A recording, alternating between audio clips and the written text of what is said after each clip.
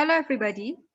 We are now facing the global COVID-19 pandemic, which has been last more than a year.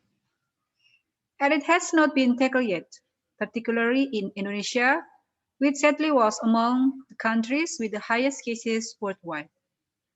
The pandemic has changed greatly every aspect of our lives, including how we work. Many employees were moving toward work from home to prevent the spread of the coronavirus while keep maintaining the business operations. However, many other employees could not gain benefits from such working arrangements due to the nature of their works or for other reasons. I am Auditya Purwantini Sutarto from Department of Industrial Engineering Universitas Komarudin Gresik, Indonesia.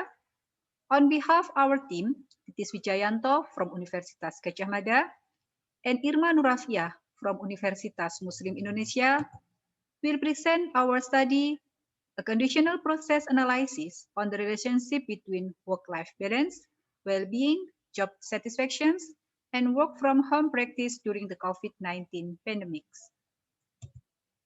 The topics covered in our presentations include the introductions that motivate our study and our research questions, followed by the method sections, result and discussion, practical implications, and closed by the conclusions. As mentioned before, to reduce transmissions of the coronavirus, employees were encouraged, even enforced, to work from home. Before the pandemic, work from home, often interchangeably with telework, remote work, telecommuting, was not a widely used practice. Such working arrangements seem to be a privilege for higher income earners and white-collar workers. It was first introduced at 1917 in USA as a response to oil crisis. This gained popularity in Western and developed countries, but it was very slowly adopted in developing countries such as Indonesia. Suddenly, it experienced a rebound because of the COVID-19 attack. Studies have shown both the advantages and disadvantages of such work arrangements. The advantages include better work-life balance, reduced commuter time, more flexibility, increased perceived autonomy, etc. While disadvantages include multitasking, social isolations, decreased work motivation, etc. However, in the context of COVID-19, employees face increased work-life conflict because most schools, daycare, and public facilities were closed. This led to extra household work and family care. Employers also face challenge for those who work from home because they are lacks of experience for performing work from home and difficulty to communicate with co-workers and clients because Indonesian's culture is very high context, lack of dedicated workspace and equipment, also limited internet connections. This may in fact impact their psychological health or well-being, which in turn influence their job-related outcomes, such as an overall productivity and job satisfactions. There are abundant studies on the bivariate relationship between work-life balance and well-being, between work-life balance and job satisfactions, as well as between well-being and job satisfactions. Meanwhile, no studies were conducted amidst the pandemic context, particularly in a developing country, for investigating those factors. So there is a need to investigate a more complex relationship of work-life balance, well-being, and job satisfactions among both home-based work employees or not in a special context, that is in the pandemic context. Here, our study aims to answer, first, how Indonesian employees' work-life balance influence job satisfactions, can be explained by their being levels. That is a mediation effect. And second, to what extent Indonesian employees' work-life balance influence their job satisfactions, whether they will work from home or not. That is a conditional or moderator effect. Then our proposed model is shown here. First, we would like to investigate whether well-being mediate the relationship between work-life balance and job satisfaction. Second, whether those who work from home or not will moderate the relationship between work-life balance and job satisfactions. We employ an online cross-sectional survey design, which was conducted during October to November 2020. We use convenience and snowball sampling and collected 406 valid responses. Here are our sample demographic characteristics.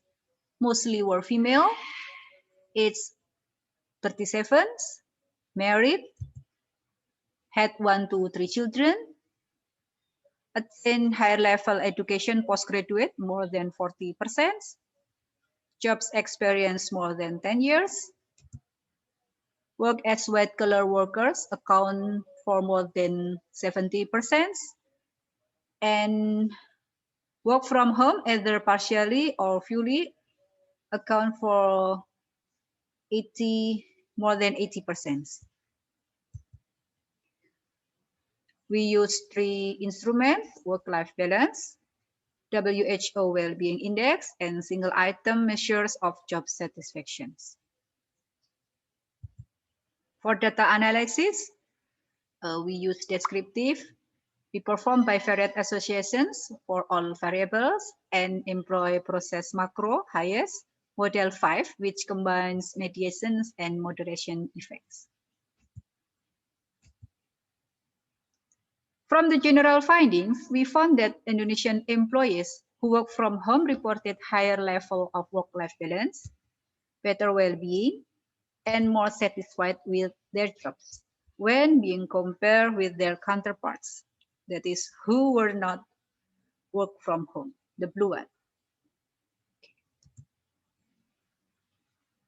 So higher levels of work-life balance, better well-being, and more job satisfactions among work from home workers as compared to non-work from home workers, regardless of potential increased pressures induced by the pandemic. This suggests that work from home arrangements can improve organization performance by raising their employee satisfactions, and thus may lead to workers' efficiency.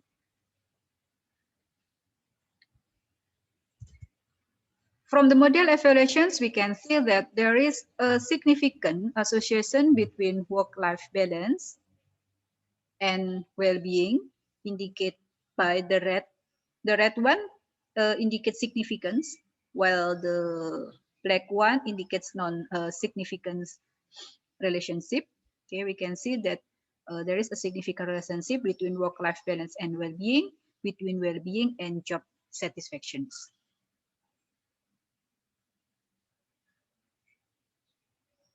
Those who reported higher level of work-life balance would experience better well-being, which in turn was associated with more satisfactions. This highlights the crucial role of well-being as an explanation mechanism for how work-life balance could improve job satisfaction during the pandemic. In other words, the mediation effect of well-being. In other words, well-being fully mediated the relationship between work-life balance and job satisfactions. On the other hand, when taking into account as a whole without differentiating whether employees work from home or not, the direct effect work-life balance on job satisfaction was not significant. However, the interactions between work-life balance and work-from-home employees was significant. This indicates that for similar levels of work-life balance, work-from-home employees feel more satisfied with their jobs, while non-work-from-home employees feel less satisfied. This moderation effect was proven to be significant. And why did this happen? Some possible explanations might be that non-work from home employees may face similar or higher work demands compared before the pandemic, yeah, along with increased life stressors triggered by the pandemic. And for work from home employees, they perceive higher levels of job autonomy and flexibility, and advantages of work from home, of course, which allow them to deal with additional housework and family care. And it might be also that organizations who encourage their employees to work from home may adjust their policies to adopt with new way of working experience. So they may impose less strict demands or so like.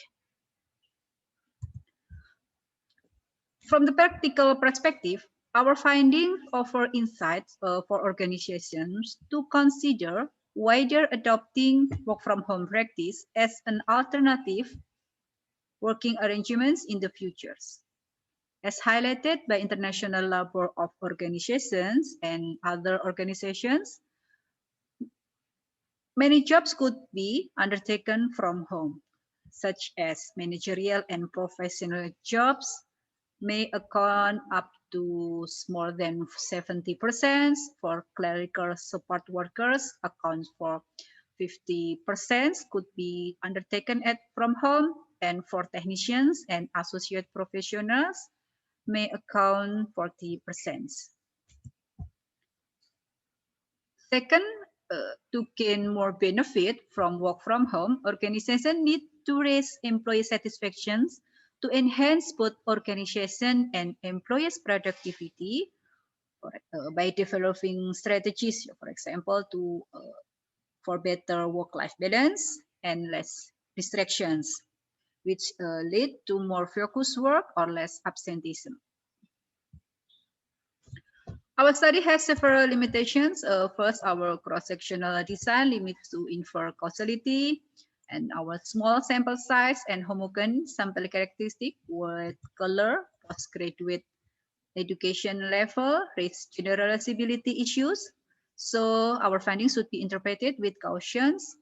And third, self-reported measures due to time and resource constraints may introduce possible selection bias.